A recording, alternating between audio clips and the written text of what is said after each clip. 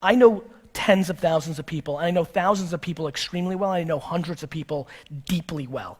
There is no correlation between how much money someone makes and their level of happiness. I have friends who make $47,000 a year and are the happiest people I know. Their work-life balance is on point. They're part of 2 soccer teams. They play video games. They watch every show they want. They take 2 vacations that they scrap together, and they're freaking happy as hell.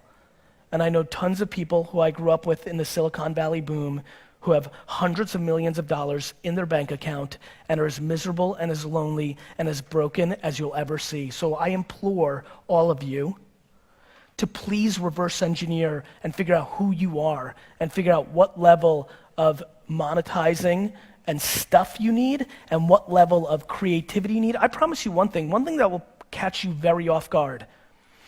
I should be way more rich. I leave money on the table every day. I've left ungodly amounts of money on the table. I spend tons of times sending DMs and engaging with people, meeting people randomly and not cashing in.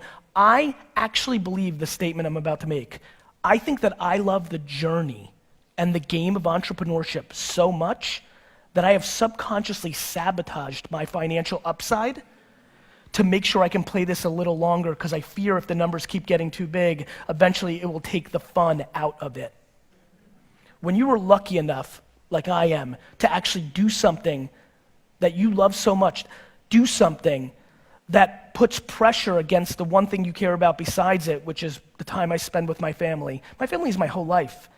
And being this and doing this is the only thing that cuts into that. I couldn't breathe if I wasn't an entrepreneur.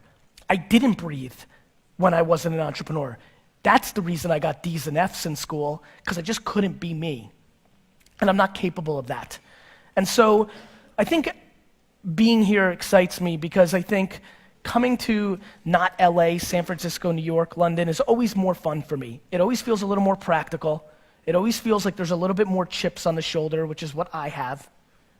But I want to remind everybody, just because you didn't grow up with a trust fund, just because you don't live in Silicon Valley, the market doesn't care.